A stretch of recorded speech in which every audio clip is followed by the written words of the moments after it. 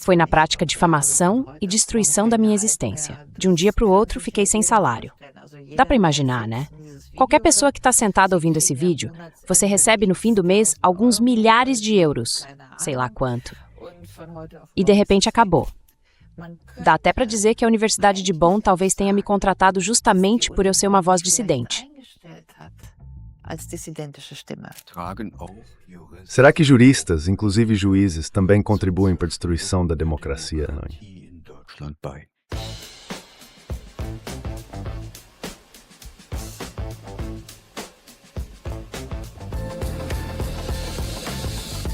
Gegen den Strom.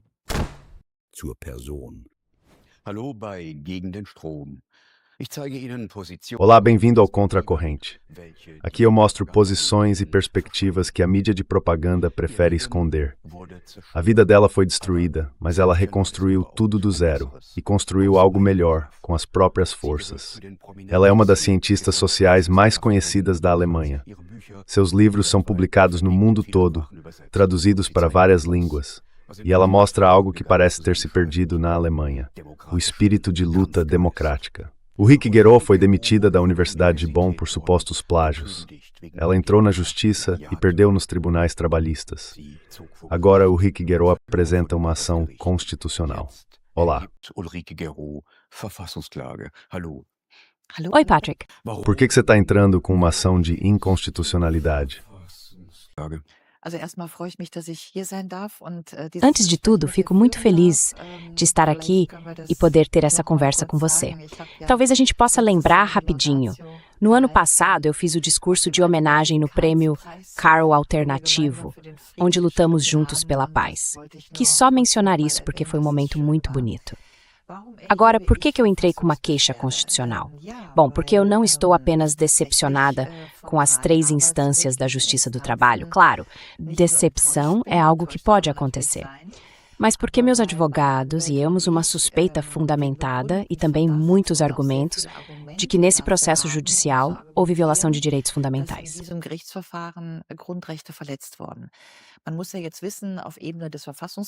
Agora é importante entender o seguinte: no nível do Tribunal Constitucional, ou seja, no caso da queixa constitucional em Karlsruhe, já não se trata mais de decisões trabalhistas e muito menos de plágio. O que está em jogo agora é o direito de ser ouvido e o direito a um processo justo, conforme o artigo 103 da Lei Fundamental. Esse direito a um processo justo inclui, por exemplo, poder apresentar argumentos técnicos, ter o direito de apresentar suas próprias testemunhas e contar com peritos que avaliem o caso. Tudo isso faz parte de um processo justo. Esse princípio do artigo 103 também é derivado do artigo 20, parágrafo 1º da Lei Fundamental. E, além disso, o artigo 3 traz a chamada proibição da arbitrariedade, o chamado princípio do não-arbítrio.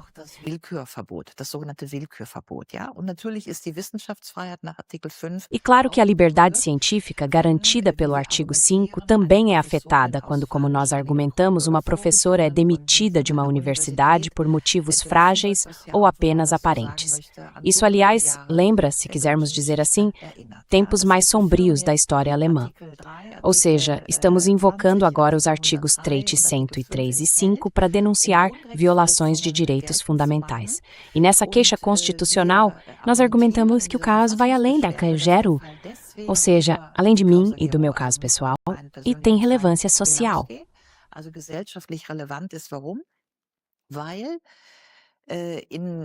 Porque nesse processo aconteceu uma mudança dentro do próprio sistema jurídico. Ou seja, o fato de não haver peritos que decidissem se houve plágio ou não. Poderiam ter chamado alguns germanistas para dizer sim, não, talvez. Em qualquer acidente de trânsito, os juízes chamam peritos para avaliar a marca de freio de 20 metros, você é o culpado. Mas no meu caso, isso não aconteceu. Então, não houve peritos. E, por isso, a questão de eu ter plagiado ou não acabou sendo tratada como uma questão jurídica.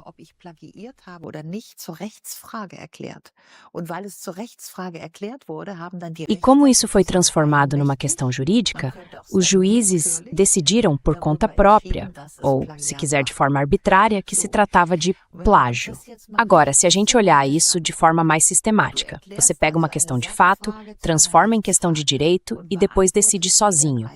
Se a gente levar essa lógica adiante, e aí a porta para a arbitrariedade estaria aberta, os juízes poderiam dizer, por exemplo, a água agora ferve a 50 graus Celsius. E isso não é uma questão de fato, né? Não vamos ouvir os físicos porque declaramos que é uma questão de direito.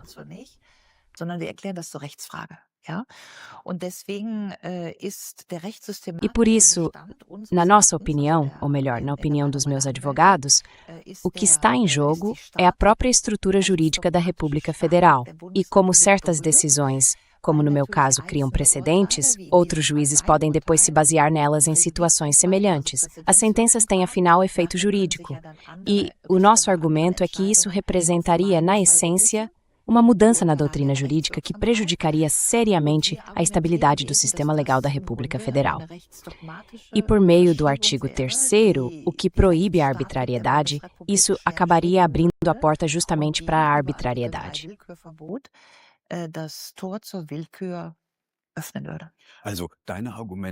Então, seu argumento é o seguinte: uma questão técnica foi transformada em uma questão jurídica e o juiz acabou decidindo por conta própria se havia ou não plágio, mas ele deveria ter ouvido especialistas.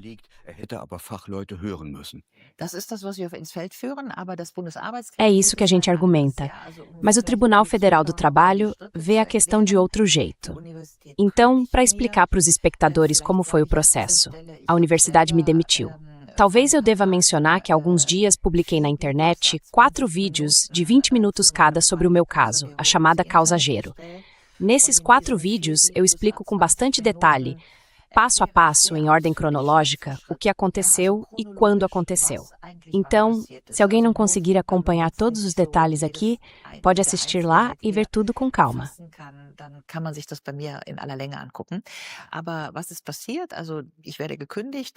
Mas o que aconteceu?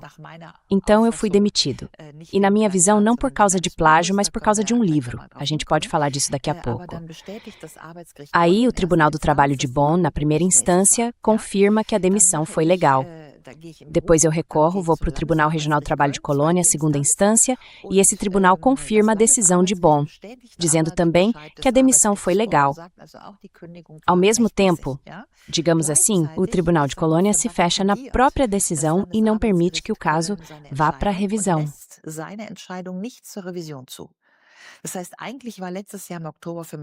Ou seja, na verdade, para mim, tudo tinha acabado em outubro do ano passado. Eu tinha perdido em 2 instâncias e a decisão não permitia recurso. Numa situação dessas, e eu gosto de dizer que em outubro do ano passado eu já estava, digamos, bem perto de desistir, porque realmente parecia quase impossível seguir adiante, a gente tem, tecnicamente falando, desculpa, Patrick, se eu ficar um pouco técnico agora, só uma opção. É possível entrar com o que chama de uma reclamação contra a não admissão do recurso.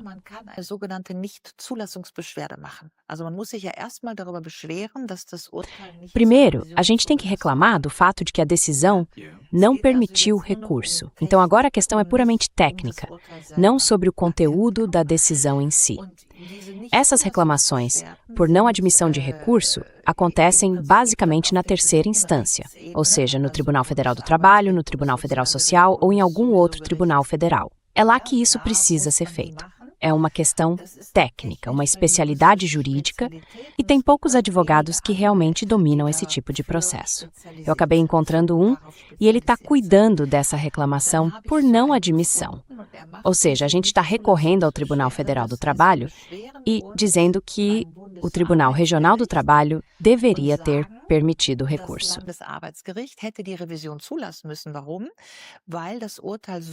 Por quê? Porque a decisão é tão incomum, tão fora do que normalmente se vê na Justiça do Trabalho, que a gente percebe vários padrões trabalhistas sendo, digamos, atropelados. E por isso seria de se esperar, e até é possível, que um Tribunal do Trabalho dissesse, olha, esse caso é realmente excepcional e por isso vamos nos afastar da jurisprudência existente. Dá para fazer isso.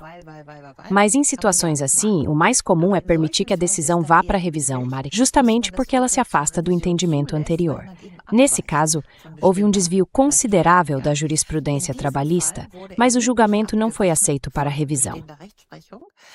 Aber das Urteil wurde nicht zugelassen. Ja? Und dagegen haben wir dann eben beim Bundesarbeitsgericht Beschwerde erhoben mit dieser sogenannten Então, nós entramos com um recurso no Tribunal Federal do Trabalho, aquele chamado recurso de não admissão, e argumentamos que ele deveria ser aceito, entre outras coisas porque nem na primeira nem na segunda instância houve uma audiência com peritos.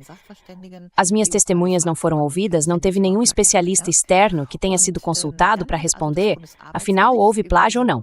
E aí o Tribunal Federal do Trabalho analisou esse recurso de não admissão. E nesse tipo de recurso, eles poderiam, bom, eu não sou jurista, mas eles poderiam simplesmente ter rejeitado com uma frase: negamos o recurso de não admissão. Wir weisen die Nichtzulassungsbeschwerde zurück. Interessanterweise hat das Bundesarbeitsgericht. Curiosamente, o Tribunal Federal do Trabalho respondeu com um documento de 21 páginas. Isso já é bem comum. Então, aparentemente, eles se viram obrigados a justificar de alguma forma a rejeição do meu recurso contra a não admissão. E nessa justificativa, há algo que, segundo meus advogados, é um grande erro jurídico, porque nessa decisão, o Tribunal Federal do Trabalho afirma que o Tribunal Regional do Trabalho da Renânia do Norte-Westfália, no caso, o de Colônia, teria o direito de transformar a questão de saber se houve plágio ou não, de uma questão de fato em uma questão de direito. E no momento em que isso vira uma questão de direito, o Tribunal Regional pode simplesmente dizer: tudo bem, eu mesmo posso decidir isso. Então foi plágio.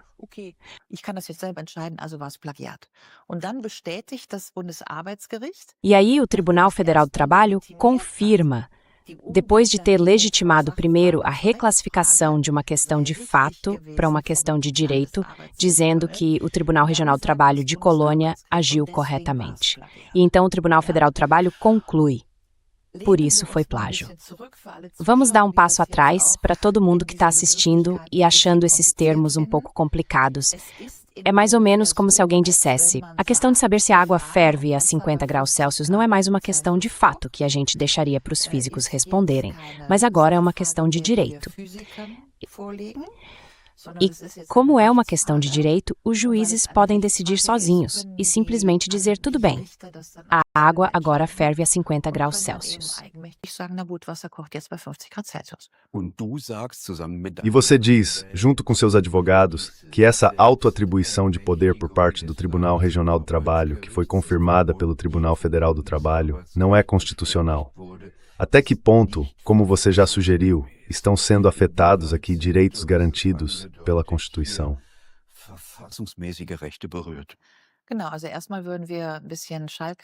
Exato. Então, para começar, a gente diria de forma bem direta: somos contra a ideia de que juízes decidam se a água ferve a 50 graus Celsius. É algo meio óbvio, né? Questões assim deveriam ser julgadas com base em conhecimento técnico. Agora, por que achamos que os direitos fundamentais estão em jogo aqui? De um lado, trata-se de uma possível violação de direitos fundamentais. E como já foi dito, não é exatamente um direito à audiência, mas sim o artigo 103 sobre um processo justo. Mas onde estaria, digamos, o problema maior para todos os cidadãos da República Federal? A questão é: se esse entendimento jurídico mudar, se esse julgamento for mantido como está, isso criaria um precedente. E a partir daí, outros julgamentos poderiam ser feitos também sem ouvir especialistas.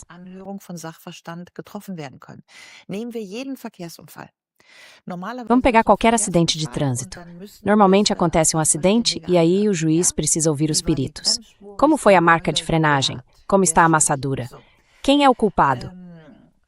Agora, pense num caso médico, um erro de procedimento. O perito analisa e o juiz decide. Ou um erro de construção feito por um arquiteto e a casa desaba. Também são chamados peritos. E é com base nesses pareceres que o juiz toma a decisão, porque o juiz não tem competência em arquitetura, em engenharia, em trânsito, em medicina ou em qualquer outra área.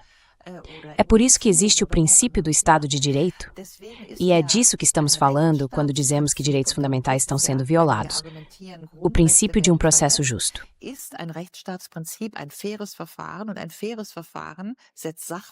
Um processo justo exige conhecimento técnico e competência. Então, se a gente tira esse conhecimento e essa competência do processo e diz aos juízes que eles podem decidir sobre questões técnicas mais ou menos por conta própria, para não dizer de forma arbitrária, isso seria uma mudança jurídica fundamental e muito séria. Por isso, nós entendemos que o meu processo não é só um caso em que meus direitos fundamentais foram violados de forma concreta, mas também um processo que pode abrir a porta para uma mudança jurídica desse tipo que amanhã, depois de amanhã ou em breve, pode afetar qualquer cidadão. Você quer dizer que, na sua opinião, os juízes, especialmente os juízes do trabalho, se colocaram a serviço do poder político?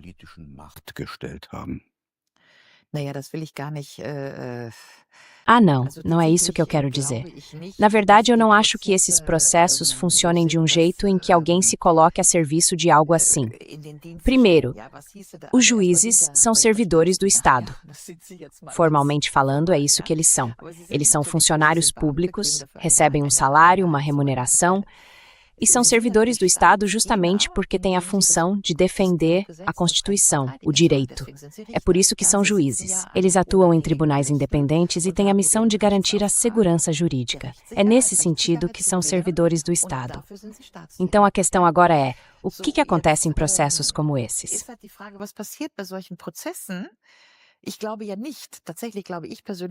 Eu pessoalmente não acredito nisso. Não acho que alguém ligue dizendo você tem que decidir assim ou assado. Sinceramente, não acredito que isso aconteça. O que eu realmente acho é que em casos como o meu, que acabam ganhando certa visibilidade pública, existe uma pressão social, sim, e também um pré-julgamento por parte da sociedade. E os juízes, claro, não estão fora desse contexto. Eles também leem jornal, fazem parte da sociedade, jogam golfe em algum lugar, ouvem comentários, recebem sugestões, as coisas acontecem.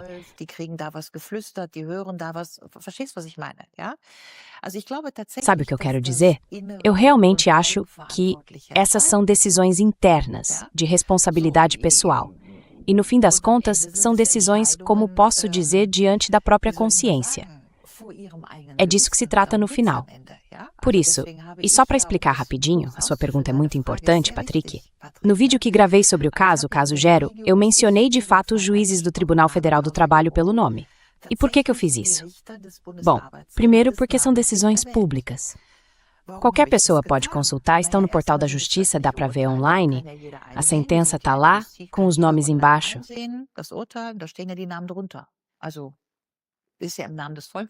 Bom, é em nome do povo, né? É justiça, é algo público. O julgamento é um assunto público.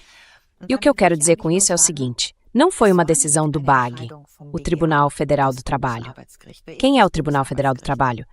No fim das contas, são vários juízes. Eles têm casos diferentes e cada um pode decidir de um jeito ou de outro. Cada um sempre tem a opção de dizer eu decido assim ou decido de outro modo. Ou seja, no fim, o que conta, como já dizia Hannah Arendt, é que dentro de um processo de grupo, o que realmente importa é a sua própria consciência, o que você faz. Isso é o que me importa. E aí vem a pergunta, o que passa na cabeça do juiz quando ele toma uma decisão dessas?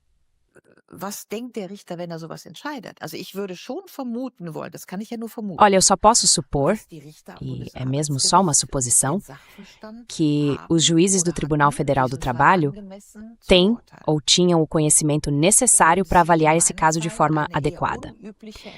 E no meu caso, eles tomaram uma decisão um pouco fora do comum e assinaram. Agora, a pergunta que você deveria fazer é, por que eles fizeram isso? Será que foi porque receberam um telefonema? Acho que não. Será que foi porque estavam realmente convencidos de que, no meu caso, precisavam legitimar uma decisão não incomum? Por que fizeram? Eu não sei responder. Entende o que eu quero dizer?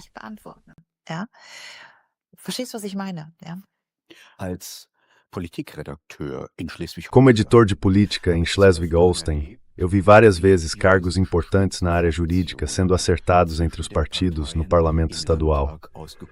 Algo do tipo, Você fica com o procurador-geral e a gente pega o presidente do tribunal administrativo, por exemplo. Questões assim têm algum peso? Um juiz pode sentir que a carreira dele acabou, se no caso Babi, ele não decidir do jeito que esperam? Des herrschenden Meinungsklimas entscheidet. Essa é uma questão bem difícil, e eu realmente quero me afastar da ideia de fazer um julgamento pessoal sobre alguém. O que eu acho que dá para perceber, aqui na República Federal da Alemanha, a gente acabou já faz alguns anos num ambiente social complicado. Vamos colocar assim. E esse ambiente complicado vem com uma grande pressão por conformidade. Existem certas regras não escritas, e hoje em dia todo mundo já sabe. Sobre esse assunto é melhor não falar. Sobre aquele também, é melhor ficar quieto. Todo mundo conhece os temas que provocam reações fortes na sociedade. Gaza, Ucrânia, migração, clima, gênero e por aí vai. São de fato leis não escritas. Essas regras não escritas são quase piores do que as leis de verdade. E aí vem essa pressão para se conformar. Isso é uma coisa. E eu acho que muita gente percebe isso. Dá para medir, inclusive. A gente tem pesquisas mostrando que mais de 50% dos alemães acham que a liberdade de expressão já não é mais respeitada e por aí vai. O que você descreve são processos que, digamos assim, antigamente a gente chamaria de camaradagem, uma certa troca de favores. Então não vamos fingir surpresa. Eu acho que sempre foi assim. Eu sou da Renânia do Norte-Westfália e a gente sempre soube, o estado é governado pelo SPD, e aí vem o banco estadual e depois isso e aquilo. Enfim, sempre teve um certo jogo de interesses.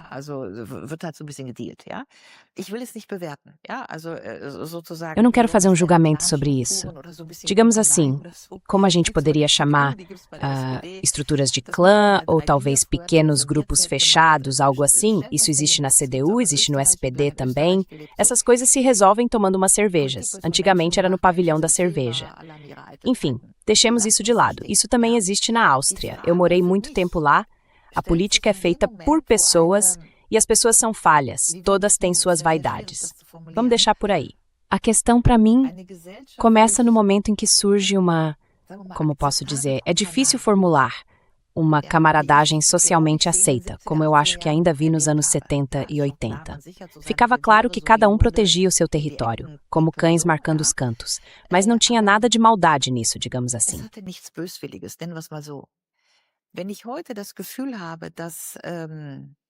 Quando eu tenho a sensação de que acordos parecidos, ou certas camaradagens, como você mencionou, têm o objetivo, e eu pessoalmente tenho cada vez mais essa impressão, de manter de pé um sistema que já não funciona, ou de varrer para debaixo do tapete coisas que já deveriam ter sido enfrentadas há muito tempo.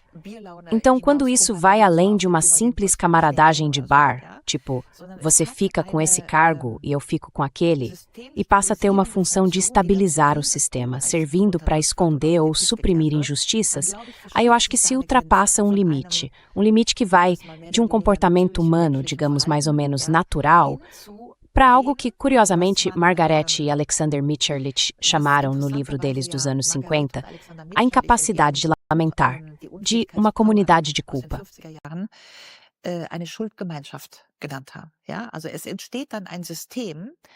Aí se forma um sistema em que todo mundo sabe que aconteceu algo que não foi direito. E a gente precisa encobrir isso, porque se descobrirem o seu caso, o meu também vem à tona, e o de outros também. E ninguém quer que isso aconteça. Ou seja, a sociedade acaba escorregando para uma espécie de comunidade de culpa, em que cada um esconde o erro do outro, com medo de que o seu próprio erro apareça. E isso, na minha opinião, é um processo bem diferente daquela, digamos,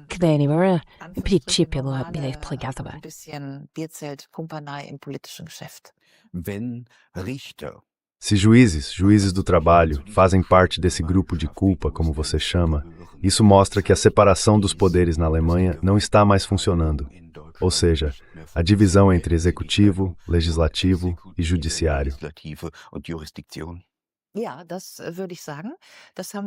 Sim, eu diria que sim. E para falar abertamente, a gente pôde ver isso em várias decisões judiciais sobre a pandemia. A gente viu que os tribunais se basearam por assim dizer, numa autoridade do governo, no caso o Instituto Robert Koch, e que outros especialistas não tiveram espaço para serem ouvidos. E vimos até que mesmo quando os arquivos do RKI foram abertos, ou seja, quando alguns julgamentos deveriam ter sido revistos porque os dados já tinham mudado, essas decisões continuaram valendo.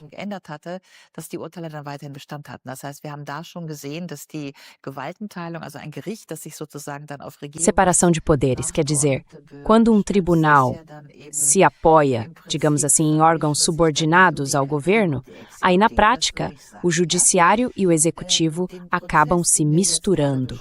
É isso que eu diria. Esse processo que a gente está descrevendo agora. Obrigado pelas perguntas. Acho que tem mais um ponto que a gente precisa acrescentar.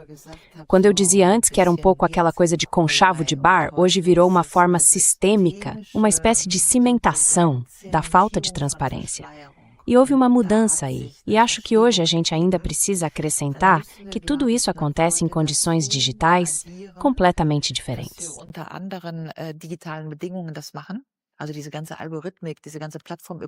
Então, toda essa questão da algoritmia, da economia das plataformas, desse tipo de controle, desse controle algorítmico, a gente também precisa levar em conta quando descreve e analisa esses processos.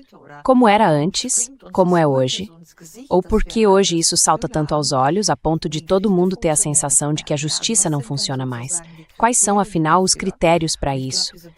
Eu acho que essa economia das plataformas é algo muito importante. E, claro, também os processos de controle mais amplos, como o Digital Services Act, a União Europeia e por aí vai. Ou seja, eu acredito que num sistema político, num sistema de justiça e em qualquer outro, sempre acontecem erros, simplesmente porque somos humanos. E a gente erra em todo lugar.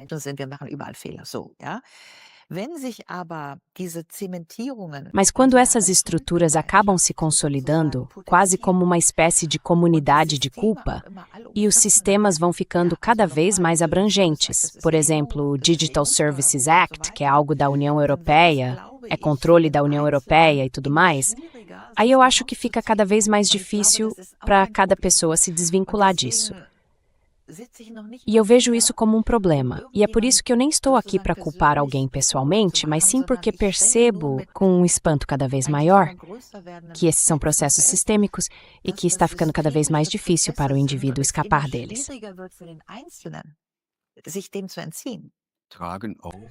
Será que juristas, inclusive juízes, também contribuem para a destruição da democracia, Nani?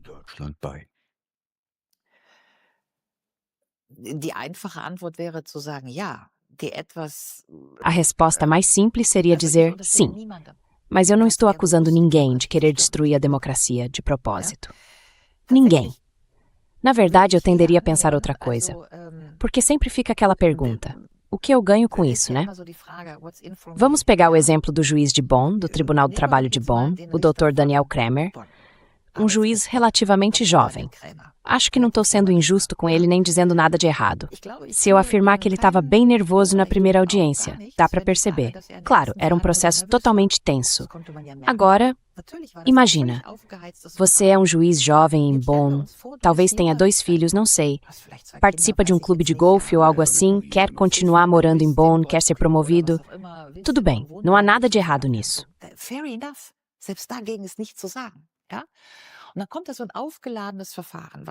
E aí vem um processo todo carregado, sabe, cheio de tensão, e nesse momento surge a pergunta: você tem força para se colocar contra toda essa carga que vem da sociedade?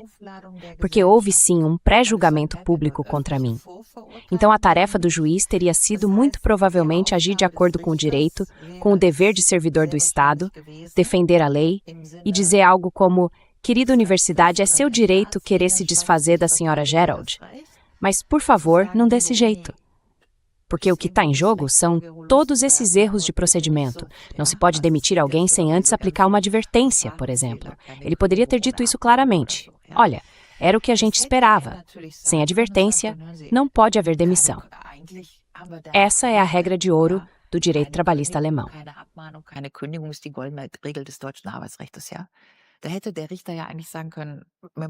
O juiz poderia muito bem ter dito, com um leve sorriso: querida universidade, tentem se livrar da Sra. Gerald de um jeito um pouco mais inteligente. Da próxima vez, façam uma advertência. Vocês vão acabar se livrando dela, mas façam isso, pelo menos de forma decente. Isso teria sido, digamos, uma possibilidade. Mas, em vez disso, ele validou a demissão. A sua pergunta foi: os juízes estão, de certa forma, destruindo a democracia de propósito? E a minha resposta é: não de propósito. Talvez por covardia, por falta de firmeza, ou porque o processo estava muito carregado e isso todo mundo conhece. E olha, não quero aqui, digamos, absolver os juízes da culpa, entre aspas, nem nada disso. Nem seria o meu papel fazer isso.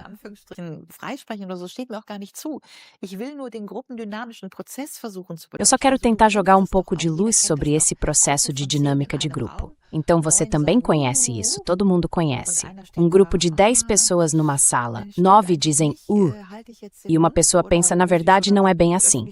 Aí vem a dúvida, fico quieto ou falo contra, em público, e a maioria acaba ficando quieta. Entende o que eu quero dizer? A questão é, isso vem da teimosia de um indivíduo ou é mais um tipo de comportamento de manada? Aquele, não consigo agir diferente, sabe? E é aí que mora o perigo. Por isso eu mencionei agora há pouco a Nietzsche, porque em algum ponto isso vira um fracasso coletivo da sociedade, em que todo mundo só se pergunta, o que eu ganho se eu abrir a boca agora, entende? É isso.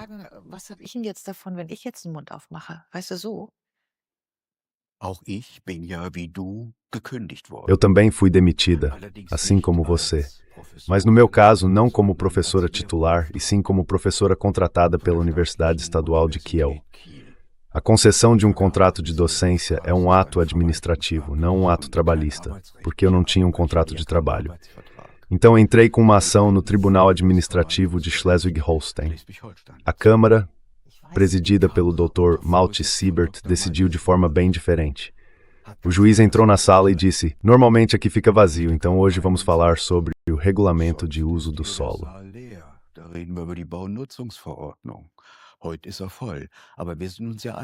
Hoje a sala está cheia, mas a gente concorda num ponto. O que está em jogo são questões constitucionais, são direitos fundamentais. E ele logo de cara jogou a carta da Câmara. Fez uma coleta de provas bem ampla que foi apresentada na audiência. Uma juíza jovem teve que fazer o trabalho preparatório e disse, aqui estamos falando de questões constitucionais, ou seja, do artigo 5 da Constituição, liberdade científica, liberdade de informação e de opinião. E eu ganhei esse processo com tranquilidade. Então existem também exemplos contrários. Isso mostra uma falha do Tribunal Trabalhista de Bonn.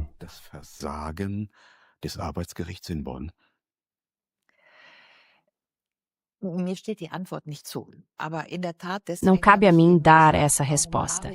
Mas, de fato, foi por isso que eu disse há pouco. Porque, por exemplo, eu mencionei os nomes dos juízes do Tribunal Federal do Trabalho na minha própria fala sobre o processo. Porque são eles que respondem pelas sentenças, são eles que as assinam. Sim, isso faz parte do direito dos servidores públicos. Existe uma decisão e há um nome por trás dela. Não é o Tribunal Federal do Trabalho, nem o Tribunal do Trabalho de Bonn. Neste caso, é o Dr. Daniel Kremer. Ou seja, eu acho importante lembrar que todo servidor público, e nesse caso todo juiz, como diz Hannah Arendt, é, no fim das contas, responsável diante da própria consciência dentro desse processo de dinâmica de grupo.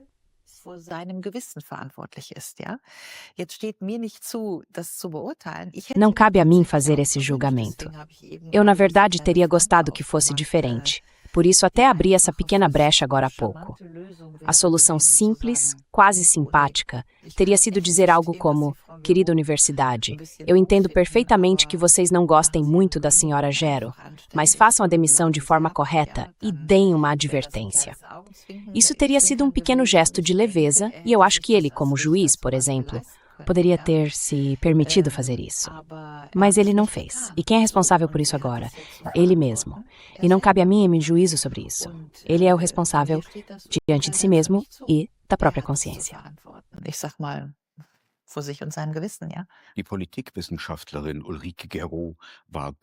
A cientista política Ulrike Gero era muito bem conectada.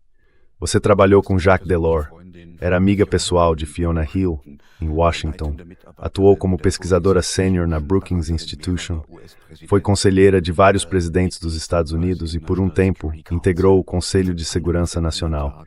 E de um dia para o outro, tudo isso acabou. A Universidade de Bonn também quis te contratar, por causa da sua reputação internacional, mas te demitiu assim que percebeu que você também tinha ideias dissidentes. Esse processo, o caso Ulrike Guérot, é um sinal de perseguição política na Alemanha. Ulrike Guérot, ein Zeichen für politische Verfolgung in Deutschland. Perseguição política é realmente uma expressão muito forte. Eu deixaria isso um pouco de lado por enquanto. Primeiro é importante, e obrigado por trazer esse ponto de novo, lembrar que o edital não era só para uma vaga de professor, mas também para a criação de um centro de pesquisa em política europeia. O CERC, o Centro Ernst Robert Curtius, do qual eu deveria ser codiretor. E, de fato, existem diferentes conjuntos de habilidades. Muitos bons pesquisadores vivem no que a gente chama de torre de marfim. Mas para montar um instituto, é preciso também ter capacidade de gestão, habilidade de comunicação e uma boa rede de contatos.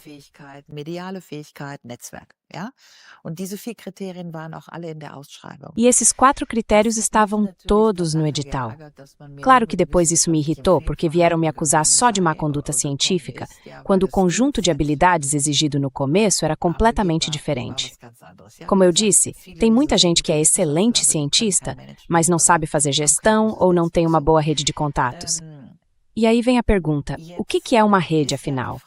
Eu atuei em vários segmentos, você mencionou a Fiona Hill. E eu cheguei a conhecer pessoalmente o Brzezinski. Em 2014, o Brzezinski ainda estava em Washington, debatendo sobre o Maidan, naquela época.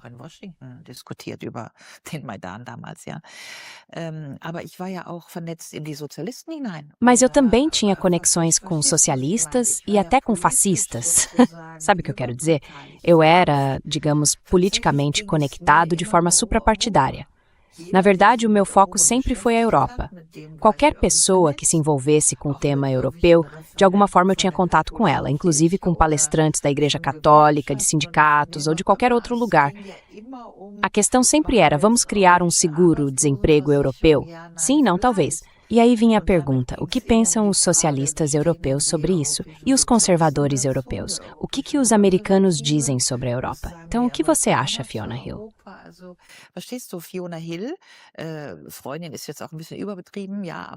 Amiga talvez seja um pouco exagerado, né? Mas, claro, ela também participava, por exemplo, da Conferência de Segurança de Munique, onde eu também tive por muitos anos, sempre como convidada. E o meu foco sempre foi tentar entender o que estava acontecendo, tipo, o que a gente vai fazer agora com o Tratado de Lisboa, com a crise bancária e tudo mais. Então, eu diria que, para mim, era importante estar conectada de forma suprapartidária. Também o Anatol Lieven, por exemplo, que era basicamente uma voz dente em Washington. Eu conhecia bem.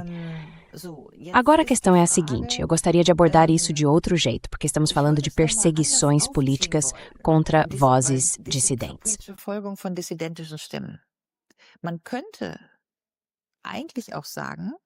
Pode-se até dizer que a Universidade de Bonn talvez tenha me contratado justamente como uma voz dissidente.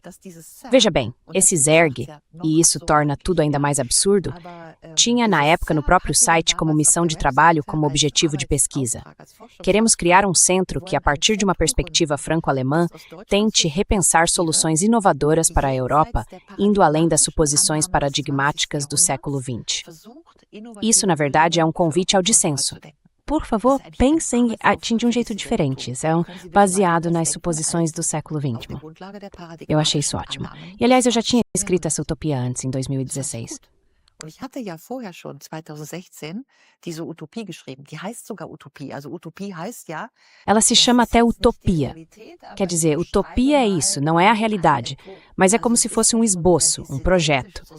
E já é bem dissidente dizer que a realidade não está mais tão boa assim, que a União Europeia não funciona mais, que é tudo tecnocracia, alguma coisa assim. Então eu penso, vou criar uma utopia. Isso já é um pensamento dissidente. E era com esse tipo de pensamento que eu deveria dirigir esse instituto. Só que aí vem a guerra.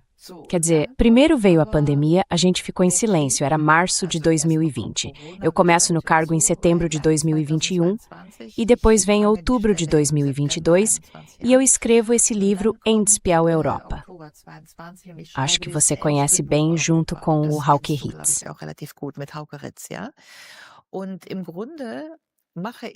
No fundo, eu estou passando, digamos assim, por um segundo rompimento paradigmático. Podemos chamar assim? Porque no meu livro A República da Europa, eu já tinha feito o primeiro rompimento paradigmático com o sistema da União Europeia. Eu tinha desmontado esse sistema dentro da minha utopia. Mas, embora eu já tivesse dúvidas cada vez maiores, mesmo nos anos anteriores, eu ainda não tinha percebido com tanta clareza que, para colocar de forma bem simples, não dá para construir uma Europa forte junto com os americanos. Durante muito tempo, dentro do espaço atlântico, a gente repetiu aquela história da amizade atlântica e por aí vai. Mas se a ideia é ter uma Europa forte e emancipada, então é isso.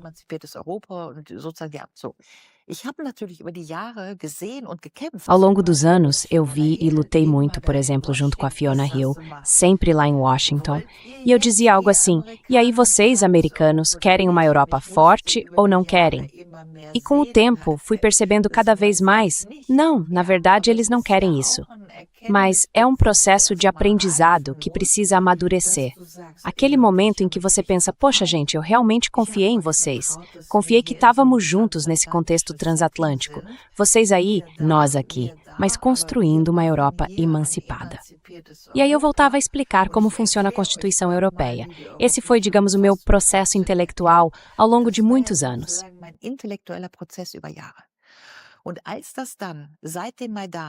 E quando, desde o Maidan, tudo isso foi funcionando cada vez menos, e depois veio a guerra, em 2022, e eu escrevi esse livro, aí eu dei, por assim dizer, meu segundo salto de paradigma.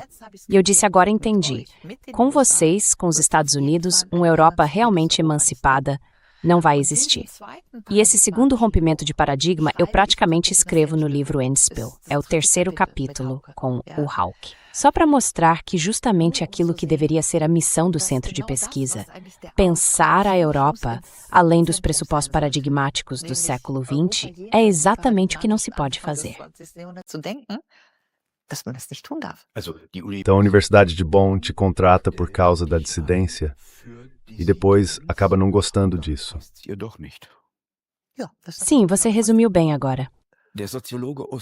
O sociólogo Oscar Neget, que eu conheço, escreve no seu livro sobre o movimento de 68, o oportunismo é a doença mental dos intelectuais. Isso também se aplica à Universidade de Bonn.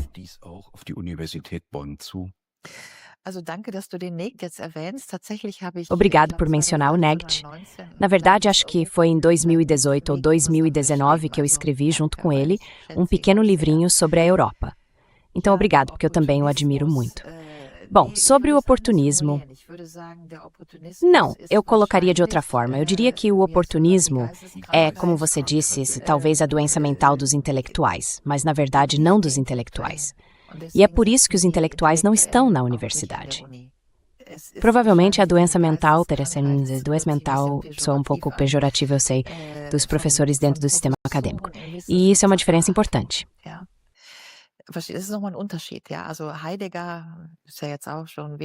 Heidegger já é meio problemático até como citação, né? Mas ele disse uma vez, a ciência não pensa. A ciência não pensa. A ciência pode pesquisar muita coisa, mas ela não reflete, ou muitas vezes não reflete.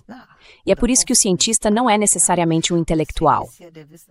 E também por isso que muitos intelectuais não estão nas universidades. Porque dá para pesquisar muito e mesmo assim não pensar sobre nada. Por exemplo, foi por isso que o Dürrenmatt escreveu aquela peça sobre os físicos que acabam num hospício. Eles pesquisaram a fissão nuclear e depois pensaram o que foi que a gente inventou aqui. Melhor dar uma passada no hospício.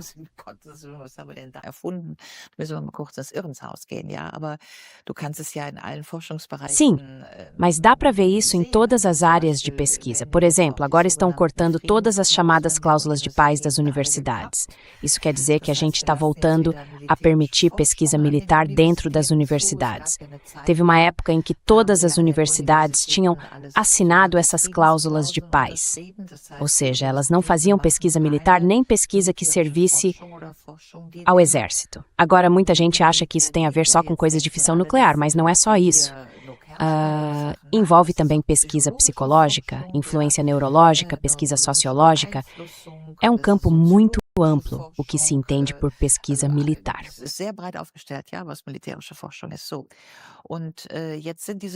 E agora essas cláusulas de paz foram cortadas na maioria das universidades.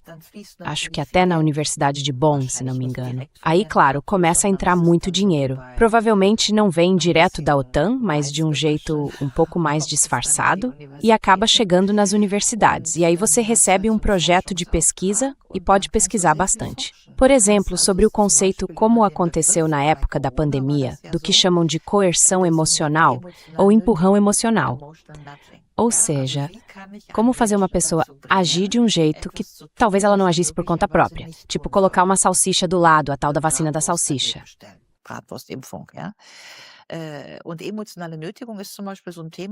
E a coerção emocional é, por exemplo, um desses temas. Durante a pandemia, isso foi pesquisado de forma muito, muito ampla. A gente poderia começar se perguntando, isso é algo bom, coerção emocional? E rapidamente chegaria à conclusão de que não, na verdade, é uma forma de forçar alguém sem parecer que está forçando. É como colocar uma salsicha ali do lado, sabe? No momento em que você desliga a sua consciência ou a sua capacidade intelectual. Ou seja, deixa de se perguntar, no que exatamente eu estou pesquisando? Como o meu trabalho se encaixa dentro da sociedade? Nesse momento, dá para fazer muita pesquisa, muita ciência e ainda assim não ser uma pessoa intelectual. Der Historiker Karl Dietrich Bracher. O historiador Karl Dietrich Bracher, já falecido, escreveu em seu livro A Ditadura Alemã, de 1967, e eu cito, "A fusão do espírito alemão com a Revolução Nacional de Hitler foi estarrecedora, não só pela primitividade do conjunto de ideias do nacional-socialismo, mas ainda mais pela submissão incondicional ao seu pretenso e intolerante direito exclusivo à verdade.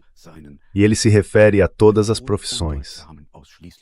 Também aos estudiosos de literatura, às ciências sociais, aos escritores e artistas, e especialmente aos juristas. Você reconhece, na Universidade de Bonn, mas também nos tribunais trabalhistas com os quais você teve contato, essa mesma submissão incondicional ao poder?" Diese bedingungslose Unterwerfung unter die Macht. Bom, então sim, submissão é... A questão agora é, isso é um ato formal ou é um ato implícito? Mas, se for um ato implícito, aí eu concordo com você. Dá para perceber claramente que havia a intenção de validar essa demissão, custasse o que custasse. É assim que a gente também formula isso nesse contexto. Só o fato de que esse processo trabalhista já dura 3 anos é totalmente fora do comum. Os autos já têm 2.000 páginas. Se você olhar bem, para cada errinho mínimo, tem lá 2.000 páginas de processo.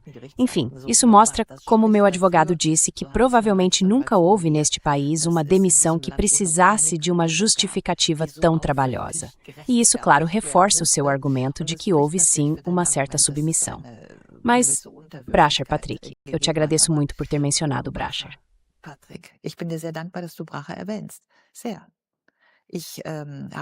Eu ainda estudei com o Bracher, lá nos anos 80, ele era da geração que viveu a guerra, foi auxiliar da artilharia antiaérea e tudo mais, e acho que foi em 1985 que ele escreveu o livro Tempo das Ideologias. Eu até cito esse livro nos vídeos que fiz sobre o meu próprio processo, porque em Tempo das Ideologias, o Bracher diz justamente que as ideologias são uma forma de simplificar questões complexas. A sociedade passa a ser vista de forma dicotômica, existe o bem e o mal, na moral, o amigo e o inimigo, e por aí vai. E olha, eu mesma tive aula com o Bracher, lembro bem. Em 1986 escrevi meu primeiro bom trabalho sobre Jean Bodin, Os 6 Livros da República, Os 6 Livros sobre o Estado. Acho que tirei um 2 mais, o que seria um 8,5. E eu, com 20 anos, pensei, uau, consegui! Isso foi um ponto positivo do Karl Dietrich Bracher, de qualquer forma. Então aquilo foi realmente marcante. Naquela época, em Bonn, a gente precisa imaginar como era, havia o Ossenbühl, entre os juristas, o Tomo Schatz, o grande especialista em direito internacional, o Wiesenthal no direito público, o Hildebrandt na área de história, o Karl Kaiser em ciência política, o Hans-Peter Schwarz também em ciência política e o Karl Dietrich Bracher, ou seja, praticamente toda a universidade era de altíssimo nível, uma verdadeira instituição de prestígio. E eu me sentia super bem lá. Só para contar rapidinho, naquela época eu também fazia parte, ninguém acredita nisso hoje, eu fazia parte do RCDS. Eu participei da campanha estudantil em 1983 como candidata principal do RCDS. Naquele tempo eu ainda me chamava Ulrike Hammelstein, não Ulrike Guerot.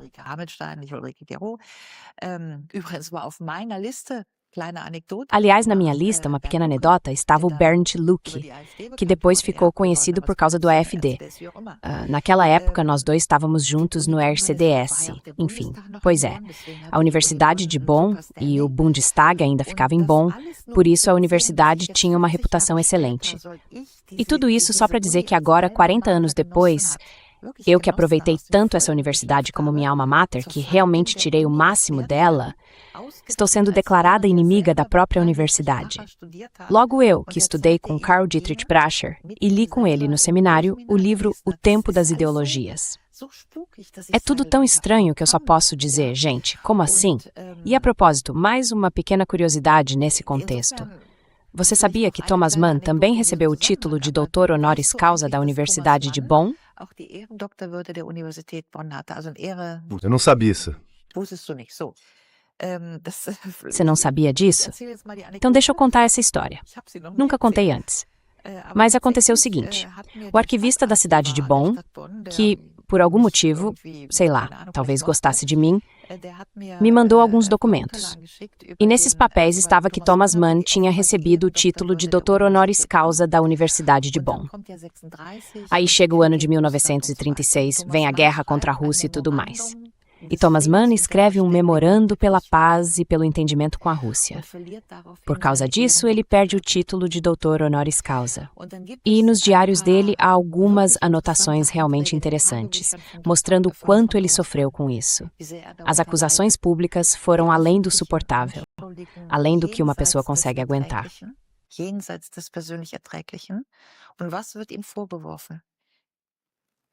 E do que é que o acusam? De plágio. Um escritor de romances. Quer dizer, plágio em trabalhos científicos até dá para entender, mas plágio em romances é, digamos, bem estranho. E pelos diários, em 2 ou 3 passagens, dá para ver que Thomas Mann realmente sofre muito com isso. Depois ele vai para a Califórnia. Hoje existe lá a Vila Aurora, a chamada Casa Thomas Mann. E aí acontece tudo o que acontece naquele país.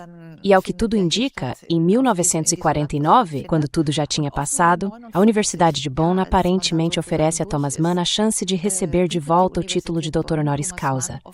Mas Thomas Mann recusa.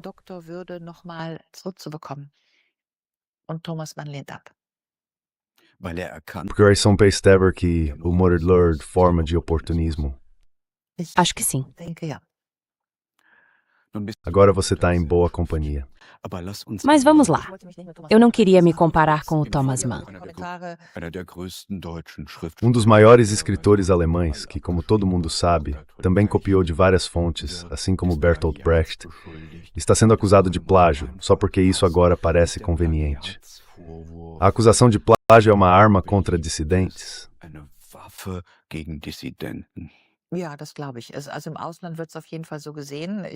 Sim, eu acho que sim.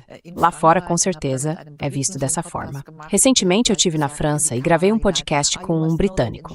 E ele disse logo de cara, olhando para a câmera. Na Alemanha, isso é praticamente o método padrão para se livrar das pessoas. Foi ele, um britânico, quem disse isso. E, de fato, eu acho que a gente tem mais uma vez uma característica bem única na Alemanha. Também acredito que em outros países, digamos Itália, Espanha, França, pelo que eu posso avaliar, não é assim.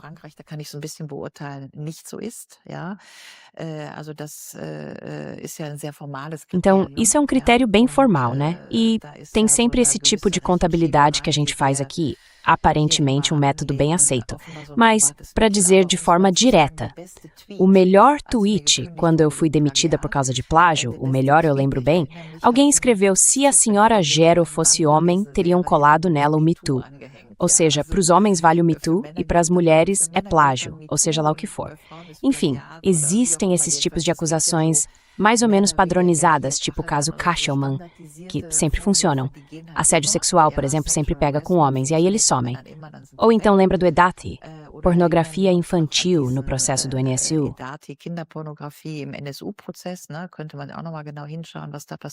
A gente podia olhar com mais atenção o que aconteceu ali. De qualquer forma, crimes sexuais, assédio sexual, isso sempre funciona, e especialmente bem quando se trata de homens. Já o plágio, eu diria que funciona para os dois lados. A gente conhece, por exemplo, o caso do Theodor zu Guttenberg, que copiou 32 páginas minhas. É até engraçado, no site Gutiplag tem lá essas 32 páginas. Um dos meus artigos foi copiado integralmente pelo Theodor zu Guttenberg. Só para deixar claro, lá também tem fontes de mais 40 pessoas diferentes. E no meu caso, no total, é só 1% de erro de citação. As proporções não têm nada a ver uma coisa com a outra. Der Verfassungsrechtler Bockenförde. O juiz constitucional Bockenförde escreveu que a democracia é uma forma de Estado que não consegue criar as suas próprias condições de existência. Eu entendo isso como dizendo que a democracia também depende de consciência democrática e de coragem cívica. Falta isso aos juízes do trabalho com quem você lidou? Den Arbeitsrichtern, mit denen du zu tun gehabt hast. Eu, pessoalmente, diria que sim. Teria até desejado isso, pelo menos no nível do Tribunal Federal do Trabalho, porque também é uma questão de com que autoridade alguém pode se colocar contra uma corrente da sociedade, entende?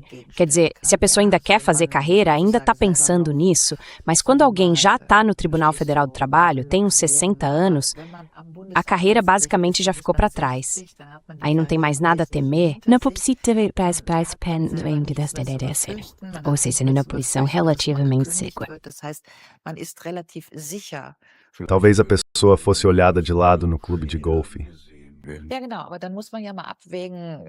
Pois é, mas aí a gente precisa pesar as coisas, entende o que eu quero dizer? Eu até falei isso no meu discurso.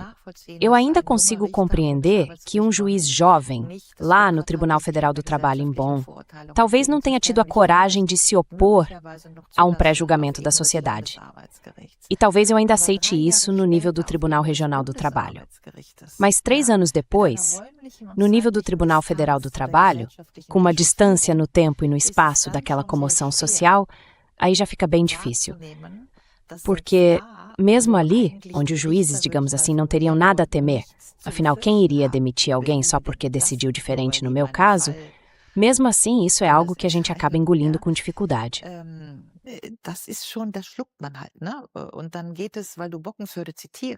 E já que você cita Bockenförde, seria ótimo se a gente pudesse simplesmente colocar toda a responsabilidade nos juízes. Mas eu quero deixar bem claro, não estou aqui para criticar juízes. Eu sempre procuro ver a pessoa por trás da função, entender as pressões e os limites em que ela se encontra. E o Bockenförde? Quem seria o Bockenförde de hoje?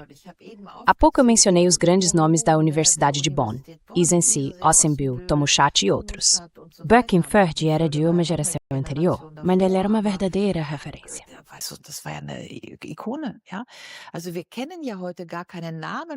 Hoje em dia a gente nem lembra mais de nomes de pessoas sobre as quais poderíamos dizer esse, aquele outro. Quem é que hoje representa, por assim dizer, um Bockenförde? Só porque existiu um Bockenförde e mais alguns outros como Drocht, ou como se chamavam todos aqueles grandes nomes, e também um Habermas, que agora faleceu, a gente sabia. Ali havia referências intelectuais bem firmes. E essas referências estavam nas universidades. E os formados dessas universidades iam parar em tribunais, nos jornais, e cada um deles, digamos assim, tinha espinha dorsal.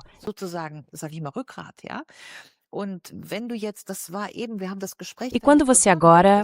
Bom, a gente começou a conversa justamente com isso, né? Eu tentei fazer uma diferença entre aquela camaradagem de festa de cerveja e uma mudança realmente sistemática. E se agora a gente não tem mais nada disso, exatamente o que Buckingford dizia, uma democracia que depende de ter cidadãos conscientes, pois é, o cidadão consciente e o cidadão instruído, esses dois praticamente foram abolidos. O cidadão que pensa, que age de acordo com a própria consciência e que reivindica seus direitos civis. As pessoas hoje em dia já não fazem mais isso. Elas estão assustadas, estão intimidadas.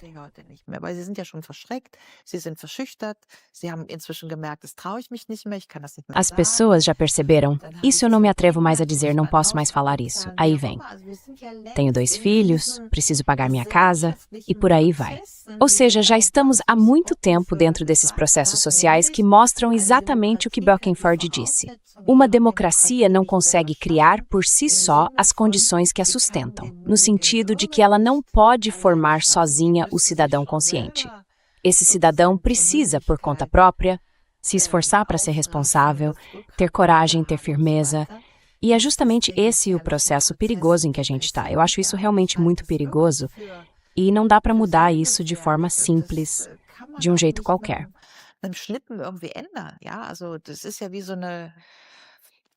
É como, sabe, uma avalanche, você não consegue pará-la no meio da montanha, né?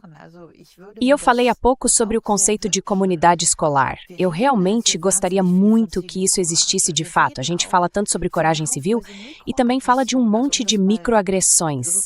Só para colocar isso em perspectiva, hoje de manhã no Deutschlandfunk, estamos falando aqui no dia 29 de abril, dá para conferir, teve uma deputada do Partido Verde e o tema era essa questão feminista. Não é não, agora tem que virar sim assim.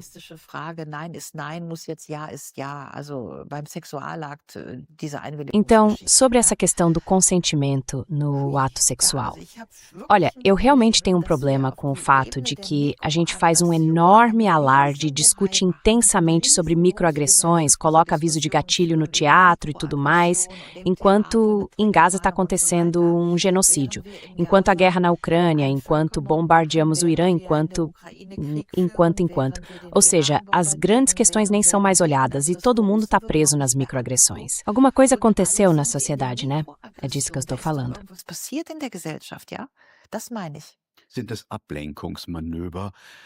Será que isso tudo é só uma manobra para desviar a atenção do fato de que, por exemplo, a Universidade de Bonn, a de Kiel e outras universidades estão cada vez mais se submetendo às leis do mercado, que estão se tornando cada vez mais comercializadas, se afastando da liberdade científica e caminhando para uma instrumentalização empresarial da ciência, com bolsas, financiamentos, contratos temporários, cargos de professor júnior, todos esses processos que acabam levando à comercialização. Isso mostra, o Rick Guerot, que a ciência já não serve mais para nós como instrumento de marketing. Nesse caso, poderíamos até dispensá-la.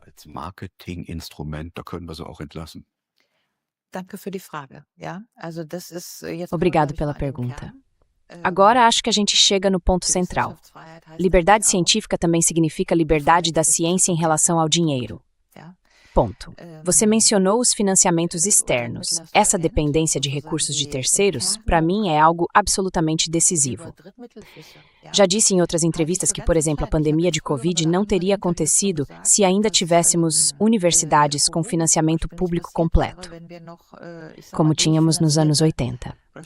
Naquela época, as universidades, antes de surgirem todas essas outras formas, como fundações, empresas sem fins lucrativos e universidades privadas, que hoje existem em todo lugar, eram instituições de direito público e eram basicamente totalmente financiadas pelo Estado.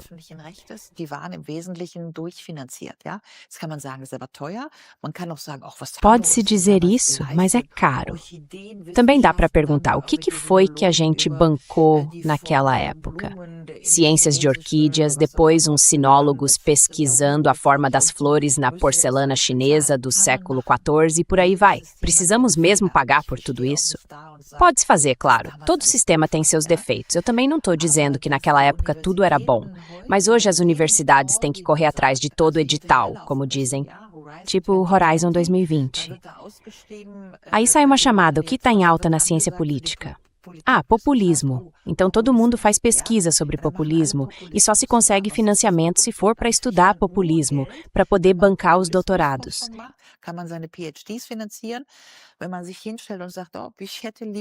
Quando alguém diz, eu preferia fazer algo mais anárquico, não dá, né? Assim, não dá para financiar o doutorado, nem seguir adiante. Ou seja, o direcionamento já começa na própria pergunta de pesquisa. E isso é curioso, porque ciência, no fundo, é movida pela curiosidade. Ciência eu vejo algo, fico curioso, não entendo direito e quero investigar. Isso é ciência. Mas se alguém diz, agora todo mundo vai pesquisar populismo, então tá, agora todo mundo faz populismo. Isso é conformismo. E aí, claro, surgem homogeneidades, porque todo mundo acaba fazendo a mesma coisa ao mesmo tempo e o trabalho científico vai ficando cada vez mais uniforme.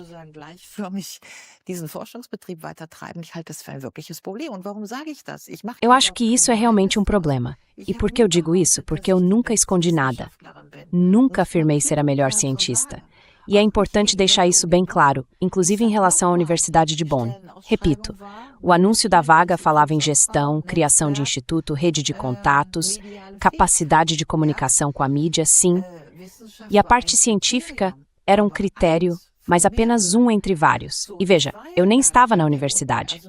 Toda a minha chamada carreira, desde o doutorado em 1995 até 2016, quando consegui meu primeiro cargo numa universidade na Áustria, ou seja, por 20 anos, eu estive, não quero dizer fora da área científica, mas sim fora do meio acadêmico tradicional.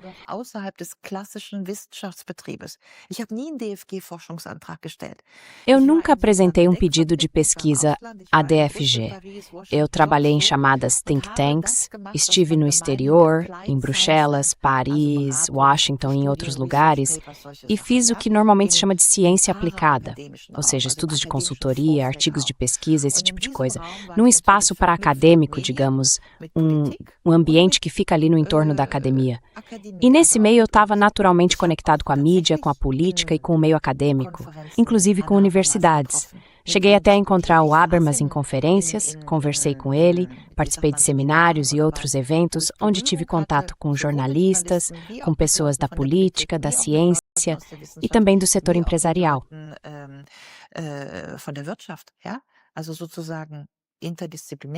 Então, digamos, de forma interdisciplinar, se você quiser. Eu tive, por exemplo, só para mencionar, porque foi importante para minha pesquisa, muito contato com o Armin von Bogdandy. Ele é jurista, ainda está em Heidelberg, no Instituto Max Planck de Direito Europeu, mas eu não era aquela cientista clássica que fica sentada na universidade escrevendo um único projeto de pesquisa. E também sempre tive aulas para dar em vários lugares, dei cursos no INSEAD de Singapura, em Nova York, em Londres, em Paris, em todo lugar, na verdade. Então eu sempre tive uma atuação bem ampla, digamos assim. Dá para dizer que isso é um ativo, uma vantagem.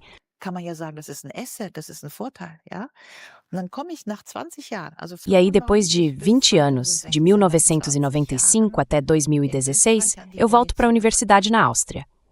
E aí eu olhei em volta e pensei, então é assim que é a universidade hoje.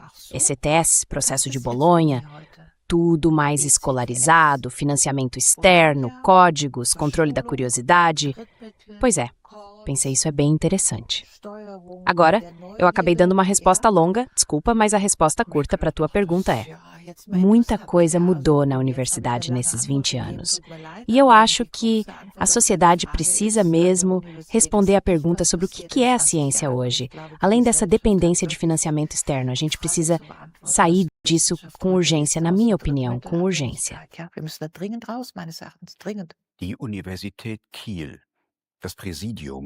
A Universidade de Kiel, a reitoria, enviou uma mensagem a todos os estudantes e funcionários dizendo que continuam proibidos de viajar para a Rússia, deixando de lado o fato de que uma universidade nem tem autoridade para proibir isso, uma instituição. que publica algo assim em um comunicado, pode realmente se considerar científica? Porque ciência significa debate, encontro, confronto de ideias. Será que isso ainda é possível? Die Konfrontation. Geht das überhaupt noch? Na verdade, a gente deveria esperar que algum jurista inteligente neste país levasse isso ao Tribunal Constitucional Federal. A gente tem uma cláusula de paz na Constituição. Temos também o dever de promover o entendimento entre os povos. E, de modo geral, isso já seria o suficiente do ponto de vista jurídico. Então eu me pergunto, por que ninguém nunca teve a ideia de questionar essas medidas absurdas? Na Universidade de Bonn também aconteceu. Em 2022, recebemos uma circular dizendo que deveríamos revisar todos os projetos de pesquisa para ver se ainda havia algum russo envolvido. E se houvesse, essas pessoas teriam que ser, de alguma forma, retiradas do projeto.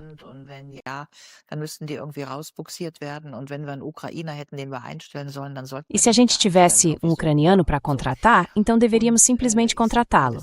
E eu diria o seguinte: se houvesse um bom jurista, seria preciso verificar juridicamente se isso é mesmo compatível com a Constituição. Mas, no espírito do iluminismo europeu, ao qual nós, europeus, um dia nos comprometemos, arte e ciência não devem ser renacionalizadas. O que importa é o desempenho científico ou o desempenho musical. Quando citamos alguém, Tchaikovsky ou quem quer que seja, não devemos julgá-lo por ser russo ou ucraniano, mas sim pelo valor da obra, se o quebra-nozes é ou não uma bonia.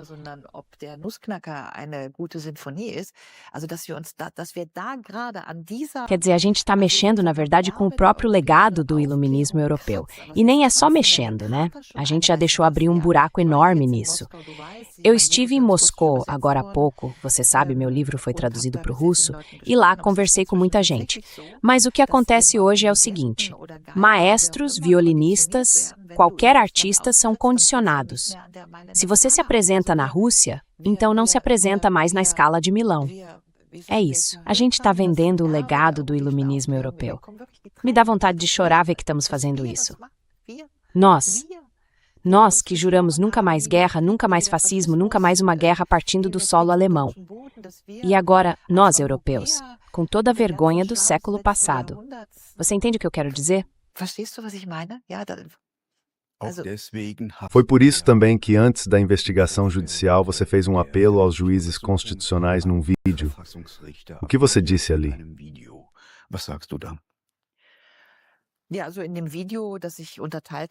Então, no vídeo que eu dividi em 4 partes de 20 minutos, eu realmente faço um pronunciamento público dirigido aos juízes do Tribunal Constitucional Federal. Eu faço isso porque, como cidadã, penso que tenho o direito de me representar pessoalmente diante de quase qualquer tribunal, de fazer a minha própria defesa. E aí eu pensei, bom, já que agora temos, como o Habermas chamaria, uma mudança estrutural na esfera pública por causa dessa economia das plataformas, afinal a gente está aqui gravando um vídeo e com ele pode ir direto ao público. Não precisamos mais bater na porta da rádio pública e perguntar, você transmite para a gente? Podemos fazer isso diretamente. É exatamente isso que o Habermas descreveria como uma mudança estrutural da esfera pública. Das würde ja Habermas bezeichnen als Strukturwandel der Öffentlichkeit, und dann habe ich eben gesagt, im Sinne dieses Strukturwandels der Öffentlichkeit. E aí eu disse o seguinte: dentro desse processo de transformação da esfera pública, eu me dirijo diretamente num pronunciamento aos juízes do Tribunal Superior e faço exatamente isso. Eu falo um texto, o meu texto, a minha defesa, um apelo pessoal direto para a câmera, em 4 vídeos de 20 minutos cada. E ali eu explico de forma bem objetiva a cronologia da demissão. Conto passo a passo o que aconteceu, quando e como, basicamente para mostrar aos juízes que aquilo que apresentamos na queixa constitucional, ou seja, que eu não fui ouvido, que não houve peritos, que minhas testemunhas não foram chamadas, nada disso foi sequer considerado. É para documentar exatamente isso. Isso aí você apela ao emergência da juízes? Não, eu não estou tentando apelar para a consciência dos juízes. O que eu digo é que, na verdade, na minha opinião, agora tudo gira em torno deles. E isso também precisa ser entendido. Eu acabei de passar por um processo que durou 3 anos e foi bem cansativo. Você mencionou na introdução, de forma gentil, que eu perdi a minha vida e construí outra. Eu diria que perdi uma vida e ganhei outra. Enfim, não foi nada fácil. Na prática, foi difamação e destruição da minha existência. De um dia para o outro, sem salário nenhum. Dá para imaginar o que isso significa.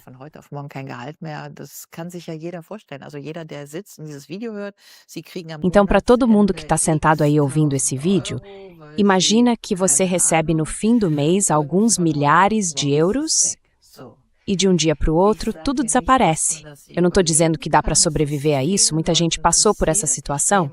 E eu quero incluir também todos aqueles que na época da pandemia viveram algo parecido. Houve muitas destruições de meios de vida. Muitos donos de bares, empresas, pequenos negócios, o pequeno e médio empresário e por aí vai. Então, eu não quero aqui me colocar como um caso especial de jeito nenhum. O que eu quero dizer é que isso já virou quase um hábito. A gente está praticamente destruindo existências de forma sistemática na República Federal da Alemanha, um país que, afinal de contas, sempre disse que queria ser um Estado social.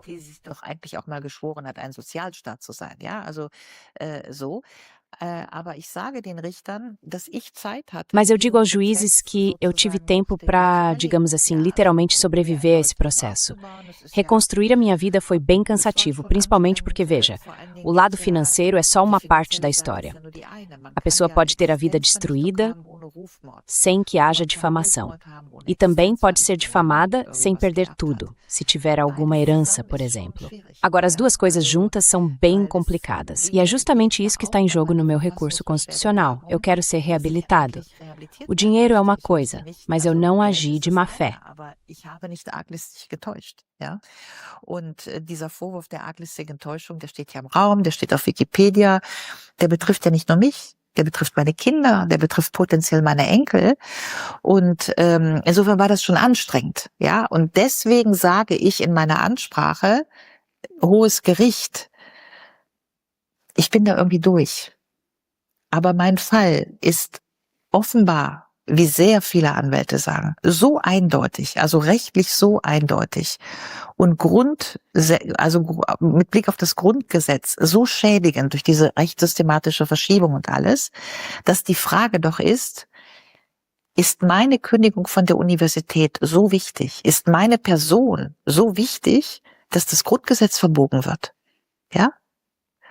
Und in dem Moment geht es nur noch um Sie. Nämlich, ob Sie zulassen, dass das Grundgesetz verbogen wird. Das Sie ja eigentlich schützen sollen. Ja? Und ich glaube, das ist meine message auch. Danke für dieses Video, die ich sende. E eu acho que essa é a minha mensagem também. Obrigado por esse vídeo que eu estou enviando. Não se trata mais de mim, seja lá o que foi. Não foi fácil, mas já passou. Agora a questão é outra, se a minha personalidade, a minha pessoa, deveria resolver uma mudança sistemática no direito, que abriria a porta para a arbitrariedade na dogmática jurídica.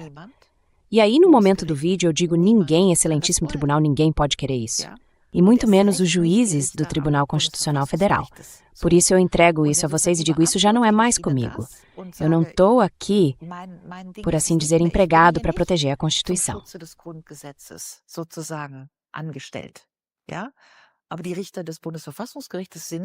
Mas os juízes do Tribunal Constitucional Federal estão, por assim dizer, a serviço da proteção da Constituição. São funcionários do Estado, sim, servidores públicos. E aí eu cito um trecho do vídeo, no primeiro vídeo, na verdade, em que aparece Václav Havel. Ele disse, lá em 1989, numa sala de tribunal, que esperava que o poder do Estado, como era a mesma citação, que o Estado deixasse de agir como a menininha que quebra o espelho achando que o espelho é o culpado pela sua aparência. Pois é, e eu acho que é exatamente isso. E é por isso que eu fico grato por esse vídeo e também vou fazer outros, porque esse tema é importante para mim. Então, eu estou de fora, mas agora a gente vai salvar a lógica jurídica da República. Aber wir retten jetzt die Rechtssystematik der Republik. A professora Ulrike Guerot continua resistindo contra a difamação e a tentativa de destruir sua reputação e sua existência. Ela recorre ao Tribunal Constitucional Federal e segue lutando contra o que considera a destruição da democracia e da Constituição. Muito obrigado por isso. Aqui no programa Contra a Corrente, mostramos posições e perspectivas que a mídia de propaganda prefere esconder. Welche die Propagandamedien verschweigen.